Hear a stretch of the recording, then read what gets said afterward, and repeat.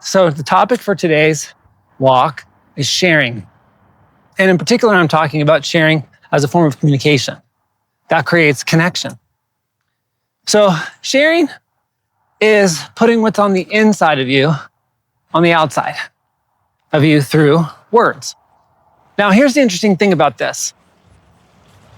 What I'm talking about, like what's on the inside of you, what I specifically mean is what you really think about a situation or a person or yourself, how you're actually feeling it emotionally and what you are actually experiencing.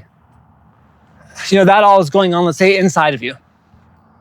And all that stuff going on, think of it like as if thoughts and emotions, beliefs all had a certain resonance or a certain frequency or a certain presence that we sense from each other. Sometimes consciously, sometimes unconsciously, sometimes both. You can kind of tell when you see someone's face in the first moment they walk into a room, if they're happy, if they're distracted or whatever, you can just see it on their face. Sometimes people will say, like, what's wrong? And they're like, what do you mean, what's wrong? I haven't said anything. Because you can see it, you can sense it, okay?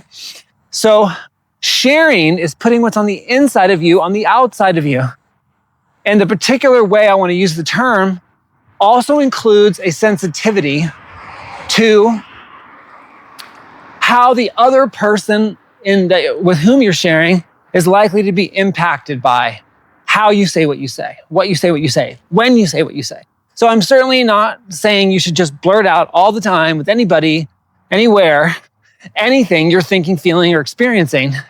So there's a thoughtfulness to this, okay? But what's important about this that I want to share with you is that when you put what's on the inside of you, on the outside of you, and there's that authenticity and the alignment between what people experience of you and what you're saying is going on, it creates a connection, a powerful connection in the relationship almost all the time.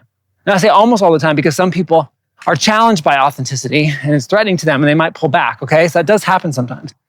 But in the majority of cases, what it does is it creates or it reestablishes connection. And that connection that gets reestablished is something through which or across which real communication can flow. Real partnership can get built on that. Issues can get resolved there. So sharing is incredibly powerful for you personally and in your relationships. And even though it's not a perfect science, and even though you may learn through trial and error about what works or with whom, it's well worth the pain of the errors, I promise you. So I'm inviting you to really take on a practice of sharing as an access to creating connection in your life and see what happens. Thanks for watching.